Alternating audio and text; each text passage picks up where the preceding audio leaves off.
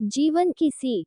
सबसे बड़ा धन। एक बार एक शक्तिशाली राजा घने वन में शिकार खेल रहा था। अचानक आकाश में बादल छा गए और मूसलाधार वर्षा होने लगी।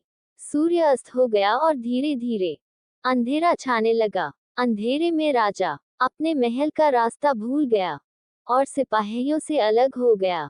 भूख, प्यास और थकावट से व्याकुल राजा जंगल के किनारे एक टीले पर बैठ गया। थोड़ी देर बाद उसने वहां 3 बालकों को देखा। तीनों बालक अच्छे मित्र थे। वे गांव की ओर जा रहे थे। सुनो बच्चों, जरा यहाँ आओ, राजा ने उन्हें बुलाया। बालक जब वहां पहुंचे तो राजा ने उनसे पूछा, क्या कहीं से थोड़ा भोजन और जल मिलेगा? मैं बहुत प्यासा हूँ और भूख भी बहुत लगी है। बालकों ने उत्तर दिया, अवश्य, हम घर जाकर अभी कुछ ले आते हैं। वे गांव की ओर भागे और तुरंत जल और भोजन ले आए। राजा बच्चों के उत्साह और प्रेम को देखकर बहुत प्रसन्न हुआ। राजा बोला, प्यारे बच्चों, तुम लोग जीवन में क्या करना चाहते हो? मैं तुम सबकी सहायता करना चाहता हूँ। कुछ देर सोचने के बाद एक बालक बोला, मुझे धन चाहिए। मैंने कभी 2 समय की रोटी नहीं खाई है, कभी सुंदर वस्त्र नहीं पहने हैं, इसलिए मुझे केवल धन चाहिए।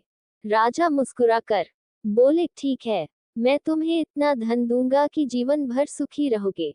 ये शब्द सुनते ही बालकों की खुशी का ठिकाना न रहा। दूसरे बालक ने बड़े उत्साह से पूछा, क्या आप मुझे एक बड़ा सा बंगला और घोड़ा गाड़ी देंगे? राजा ने कहा, अगर तुम्हें यही चाहिए तो तुम्हारी इच्छा भी पूरी हो जाएगी।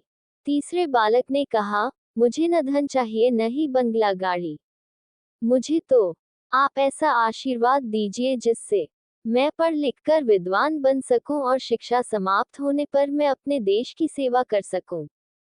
तीसरे बालक की इच्छा सुनकर राजा बहुत प्रभावित हुआ।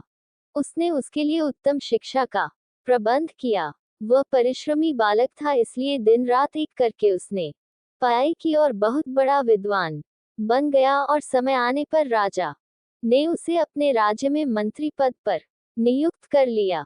एक दिन अचानक राजा को वर्षों पहले घटी उस घटना की याद आई।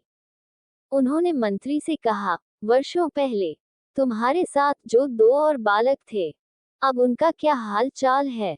मैं चाहता हूँ कि एक बार फिर मैं एक साथ तुम तीनों से मिलूं, अतः कल अपने उन दोनों मित्रों को भोजन पर आमंत्रित कर लो। मंत्री ने दोनों को संदेशा भिजवा दिया और अगले दिन सभी एक साथ राजा के सामने उपस्थित हो गए। आज तुम तीनों को एक बार फिर साथ देखकर मैं बहुत प्रसन्न हूँ। इनके बारे में तो मैं जानता हूँ, पर तुम दोनों अपने बारे में बताओ। राजा ने मंत्री के कंधे पर हाथ रखते हुए कहा। जिस बालक ने धन मांगा था वह दुखी होते हुए बोला, राजा साहब, मैंने उस दिन आपसे धन मांगकर बड़ी गलती की। इतना सारा धन पाकर मैं आलसी बन गया और बहुत सारा धन बेकार की चीजों में खर्च कर दिया। मेरा बहुत सा धन चोरी भी हो गया और कुछ एक वर्षों में ही मैं वापस उसी स्थिति में पहुंच गया जिसमें आपने मुझे देखा था।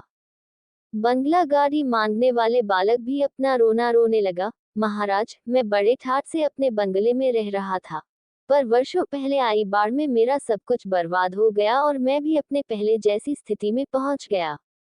उनकी बातें सुनने के बाद राजा बोले, इस बात को अच्छी तरह गांठ बांध लो, धन संपदा सदा हमारे पास नहीं रहते, पर ज्ञान जीवन भर मनुष्य के काम आता है और उसे कोई चुरा भी नहीं सकता।